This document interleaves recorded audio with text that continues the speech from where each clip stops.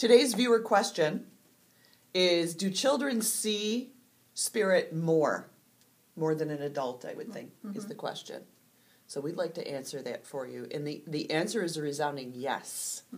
Big reason for that is that children don't have, especially young children, toddler age to like 5, 6, they don't really understand that they're not supposed to see it. Because our culture, our society teaches us that we're not supposed to see them. Right. They're gone. So you shouldn't see them.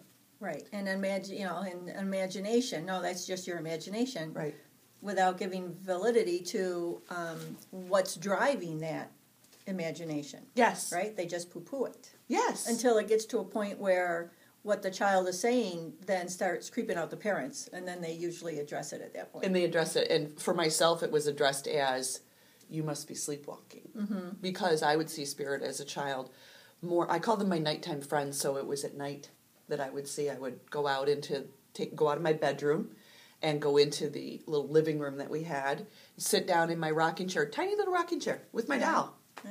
And I would have conversations with my nighttime friends. And then my parents would come out and they would say, oh, she's sleepwalking. Oh, I'm not sleepwalking. I know. And then I would tell them things that they said, that the people said to me, and I could hear my parents in the next room talking about, how did she know that? Wow. So they did get creeped out. So they were not trying to affect me in a negative way. They were afraid. They didn't understand. They didn't know it. Maybe they thought they had a crazy kid. Maybe, Yeah. I don't know. But, so what it did for me as a child was I became very fearful. I was very afraid of what I saw, because if my parents, who I loved and revered, did not see them, why do I? Yes. Yeah.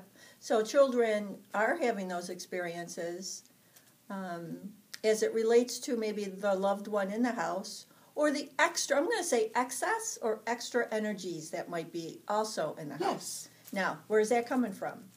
Other people. Not dark entities. It's not there's no boogeyman that is exuding this negative energy out there.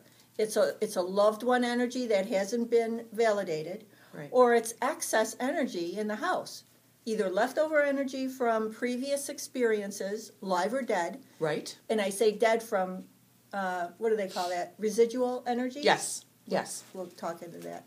Or it's a very emotional house.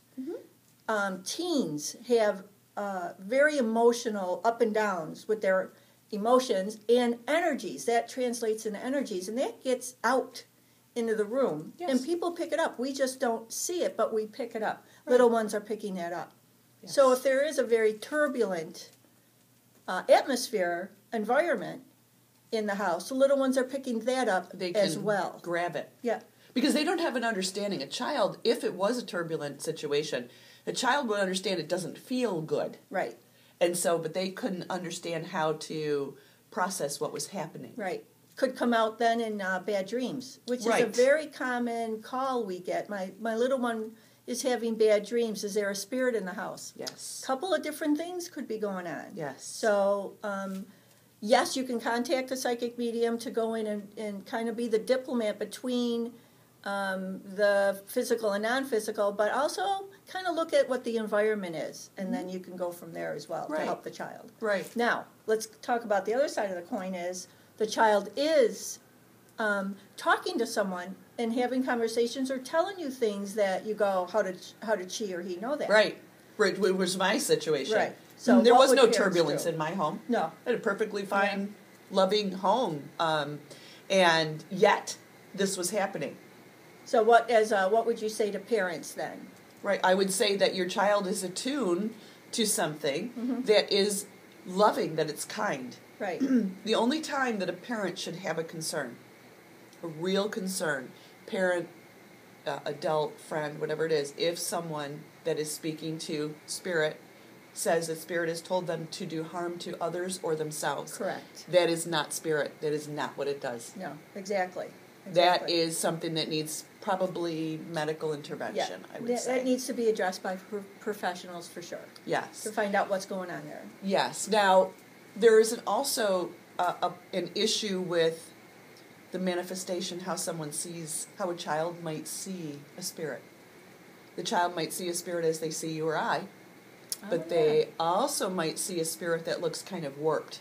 Yes, shadow. Shadow. They don't understand what they're seeing, so they're just going to plainly see, well, I saw this, my daughter called green. Their mom, there's a green man in the closet, or dark shadow, or a dark something. It doesn't even, could look like a small blob of darkness, because they can't understand. The mind doesn't know what's going on. Right. And really all that is spirit has to manifest a certain amount of energy. It has to sort of compile the energy, right? It groups it in and it creates something that that someone might see. Yep. So sometimes, if you think about it like a puzzle, and you shake the box in the puzzle and you throw all the pieces out, and then you quickly assemble it and you shove some of the pieces in where they don't fit. Yeah, yeah. So it's kind of like that for someone to see and for a child to see, because a child doesn't have the experience or understanding of how to put it together properly. Right. So it's not bad. But it's not bad. It's just what spirit is doing. Right. Until the child gets a better understanding of what might be happening, and then that experience might grow into, oh yes, they were talking to me and said whatever. Yes. It might go in phases. Yes. Or they might be talking right away. Exactly. So I think that the thing to remember, if you do have a child that is experiencing this, that's telling you, that's seeing things, is not to, number one, don't poo-poo it. Mm-hmm. Don't tell them they're not seeing it. Don't tell them that they have a great imagination or they're crazy.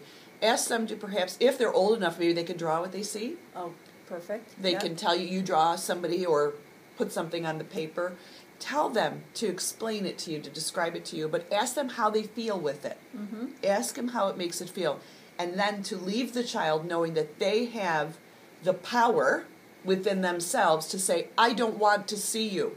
Correct. Yep. I want to sleep. So bringing the child into the room. When my daughter was little, she kept feeling like there was somebody going into her room. And so I made a spray. Mm-hmm. It was just water in a spray bottle, and I put some perfume or something in it. And I said, this is the go-away spray. So it was the go-away spray. So it gave her the power. Sprayed her room before bed. It's go-away spray. Right. Now I'm safe. It gave her power back. It's all it is. Yes. Dream catchers do that. Dreamcatchers. But work with the child. Yes. The intention is, I am safe, and nothing will bother me tonight. Yes. Okay. I am safe. I am healthy. I am whole. And allow your child to understand that they are healthy and they are whole. Right. Okay.